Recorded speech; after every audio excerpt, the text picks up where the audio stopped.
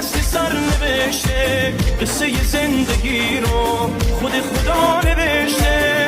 کوتاه عمر آدم میگذره رفته رفته، فقط تو روز دنیا یک روزشم گذشته.